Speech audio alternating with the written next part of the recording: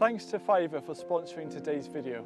Right now, many of us are experiencing the harsh effects of inflation, and it's certainly further opening up that discussion for homegrown produce and community food resilience. But there's also the question that can we still grow food affordably? I believe that when faced with a significant challenge, we need to drop our obsession for hacks and quick wins. Impatience is one of humanity's greatest liabilities, especially during the times that matter most. What does matter most is building a strong foundation that centers around our individual context and needs. In order to be adaptable and overcome the challenges that we face, I'm going to share with you a really simple 3-part formula to growing food affordably. The first pillar stone of this formula, which basically underpins everything, is curiosity. Put simply, this is just the desire to know more. And there's a quote by James Cameron that I love, and it's, "Curiosity is the most powerful thing that you own." Really, curiosity is not about taking things at face value. It's diving deeper and asking about the why and the how, not just the what. I recently posted an Instagram story in relation to this about my frustrations with the dogma that exists around no-dig and permaculture, and that I think it's denying us the opportunity to truly achieve what we need to achieve in our gardens. What I really think we need to focus on is the guiding principles of no-dig and permaculture, so we can cut out the fluff and create the solutions that actually matter and make a long-term difference. So how exactly can you apply curiosity to all of this? The most important thing is to ask questions, to listen without judgment, to read up one specific topic but from multiple different sources, to then think and ponder about what will work best in your site. Choose and cherry pick the things that make sense to you, give them a go, assess, and then adjust as necessary. So one challenge right now a lot of us gardeners are facing is a rising price of compost and also the rising price of food, and trying to create enough compost in our gardens without sacrificing space to grow food. Something for me that came out of that challenge and being curious led to creating the theory of compost pathways, and the one that I've made is already generating and yielding usable mulchable compost for my beds, and I've had to sacrifice no growing space for that. And with curiosity, it's really important to question the things that you hear and find out yourself, even the things that I say. You know, I question everything that I'm learning about and think, how can I adapt it or apply it to this garden? And a lot has benefited from that. I question many of the dozens of comments that I get from people saying that I shouldn't touch grass clippings, I shouldn't use it as a mulch in this garden, I should never do it because it can cause weed issues, slug issues, cool the soil temperature. And I think when you hear the words should never, it needs to be challenged. Otherwise, we could actually be missing out from something. And I did indeed challenge those questions. And I'll cover a bit more about how I challenged that in the next part of the formula. Is there any guesses what it is? I actually asked my colleagues to guess the 3 parts, and this was the one thing that everyone did guess, and it's probably because they know me well, and that is soil health. There's no point trying to grow nutritious food in really poor quality soil. Your soil is easily the most valuable asset of any garden. It's the limiting factor where if you improve soil health, you'll rise so many things up with it. And because soil, it's such a valuable asset, it needs to be conserved and protected and improved. Today is actually World Conservation Day, and the things that we really need to conserve in our gardens is soil moisture, nutrients, and the soil health itself. Recently I've been going down the rabbit hole of the No-Till Growers YouTube channel presented by Jesse Frost, and he follows a lot of conservation agriculture principles, and there's 4 key principles that we can apply in our own small-scale gardens that's really going to help benefit the soil. The principles are: keep the soil covered as much as possible, planted as much as possible, disturbed as least as possible, and as much diversity in plants as possible. So the first principle is to cover the soil as much as possible, usually with a mulch. In the UK climate, very often we feel limited to compost because of our worry with slugs. But I've really been trying to push against this. In this garden, which, you know, I'm in Wales, it's a very slug-prone climate, I've been mulching a lot of my crops with grass clippings, not only in this garden, but also in our Project Leeks garden as well, a brand new area. And I'm very happy to report that I've had no difference in slug damage compared to just using compost as a mulch, especially when we've had such a dry season where I think slugs will be getting a bit desperate. My feeling this year is that grass clippings have kind of saved the day with the kind of weather that we've had and the lack of water. It's saved me so much time, it's reduced my dependence on compost, and it's helping keep this garden and the other garden really vibrant and healthy. Increasingly, I'm seeing other gardeners in the UK climate also benefiting from using mulches other than compost, like grass clippings and wool. Because of my curiosity with grass clippings, I recently tasked a Fiverr freelancer to do some research and then write up a response about how grass clippings can help soil health and also help productivity. And some of the findings were really fascinating, especially just how effective grass is at retaining moisture. So I've made this research freely available on our new projectleeks.com blog. Fiverr, which is my go-to site to find professional freelancers to offer digital services, for example, making my own font, which I'm using as the Leeks section on the blog, is playing an amazing role in supporting these videos to help me dedicate more time and resources to finding out as much practical and useful information to help you as possible. I really love the diversity of services that Fiverr has to offer. You know, if it's something like web design or recording a song that you wrote or needing a really interesting voiceover to graphic design, it's no wonder that Fiverr is the largest marketplace for digital services worldwide. On the topic of graphic design, I also tasked a Fiverr freelancer to create a really nice poster to outline 10 free ways that you can improve your soil health, and it's available for download in the video description. And what works really well is that even if you have a very limited budget to put into a project, there will be a freelancer to suit you. To see the amazing things that you could achieve with Fiverr freelancers, head to fiverr.co/Hugh and use the code Hugh to get 10% off. So back to covering the soil, one of the challenges that we face as gardeners over winter is some bare ground, even if it's been mulched with compost. One of the things that I'm going to do this year is to mulch with a layer of autumn leaves and then some cardboard over the top and weigh that down just to keep it nice and protected and insulated. And the other thing that I'm getting really interested, the more and more that I try it and learn about it, is actually the potential use of used coffee grounds as a mulch to retain water, especially with an experimental bed when I was transplanting leeks. The only mulch that actually held the holes for transplanting leeks was the one with coffee grounds.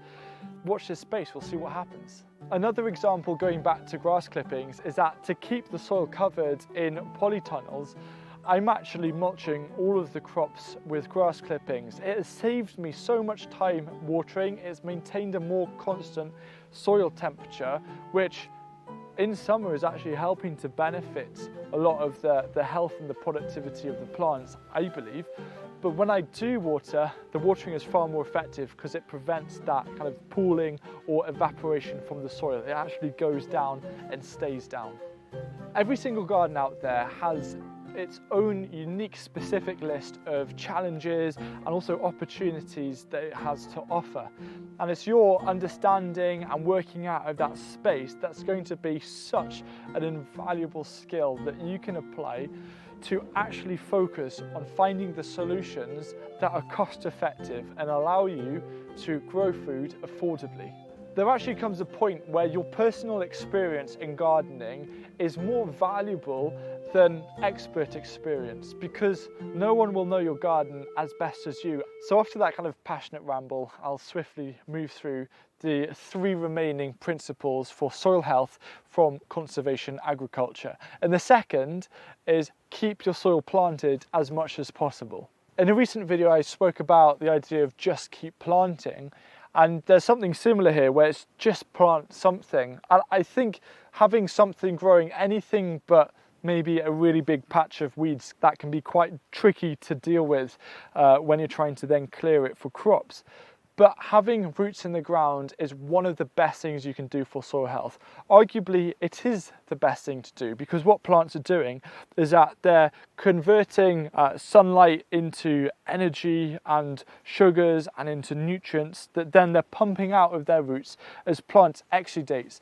And this is feeding and nourishing all of the soil life. And if you don't have living roots in the ground, all of those amazing plant exudates and nutrients aren't being put back into the soil, and then the soil health can suffer for that.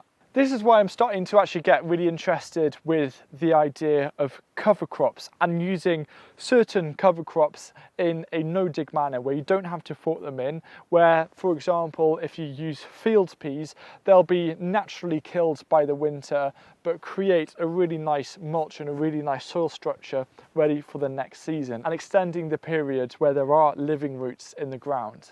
So the third principle is, of course, to disturb the soil as little as possible. You want to avoid things like compaction. I know there's some thoughts about standing on beds and stuff. I like to just, I don't know, out of principle, I like to not want to put all of my body weight onto the beds that I so lovingly look after and care for. I like to spread it out, usually using a plank or something. But from an affordable standpoint of growing food, seeing soil as the most valuable asset of that process, doing whatever we can to disturb the soil as little as possible to promote its health, is only going to yield us a really positive return of investment in terms of food and improving our self-sufficiency. Now, there's a lot of debate in the no-dig world about whether you should use broad forks, for example. I think that they actually do have a place, especially right at the start. But again, this is down to your curiosity and you having an opinion, which is going to drive, well, the rain's driving down now, but it's going to drive the way that you approach gardening. Okay, location change. The fourth principle is diversity of plants. There's something that I've actually spoken a lot already on the channel, and I'll link to a couple of videos that will help unpack that in more detail. But it's just simple things like polyculture, interplanting, all of the different methods that also naturally help prevent certain pest issues from pests taking over a whole entire crop. So just lots of different plants growing in a single bed or over a season, that's going to really help contribute to soil health as well. So as well as those four principles of conservation agriculture, one of the best things that you can do is owning and creating your own supply of compost. Compost is always going to remain one of the most important ways of building a healthy soil. I just think it's not the only way to build a healthy soil, but of course, looking at, and perhaps this is where you can investigate certain materials that are within your local area that are abundant, that you can make the most of, you can capitalize on the fact that they're present. What are ways that you can use them to help your garden? And when it comes to soil health, of course, there's going to be quick wins to help. But it is that one thing where if we want to build in security and to build in the ability to grow food for very little money, soil is the key. It's the key to that. So the third part of the formula is something you probably won't be expecting, perhaps a bit like the curiosity, but it's actually diet awareness.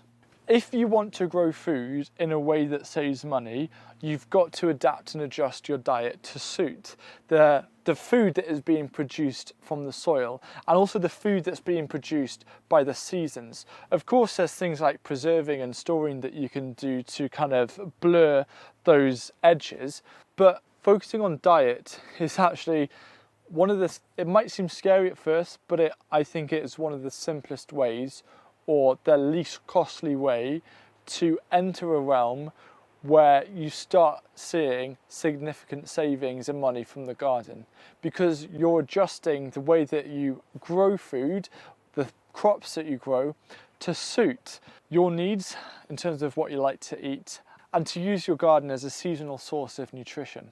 One of the most important skills actually for any gardener is to learn things about flavour theory, how different flavours can be put together so you can make really tasty meals without needing recipes. On my own personal journey of trying to grow food as affordable as possible, I think the biggest change that I've felt is adapting my diet just based around what is available in terms of crops in any given month or season. And I think as well, one thing that held me back was, and I've been chatting to various people about this, was that gardening and cooking, or gardening and eating, are seen as two very separate disciplines. But for my mindset now, cooking starts when I prep the soil in spring or I sow the first seeds.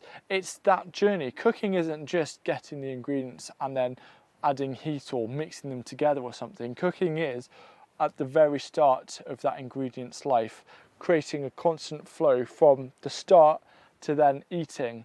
The big skill as well in terms of eating what you can from your garden is adaptability, and it's almost that forage mentality of whatever crops or ingredients you have, you need to find a way of working with those to create something that you can eat. And if you're as adaptable in the kitchen as you are in the garden and you prioritize soil health, honestly, that's going to be a force to be reckoned with. That is, I think, the foundation to being able to grow food affordably, because everything else, all of the things that you do, relies on that formula. And I want to really truly thank Fiverr for sponsoring today's video.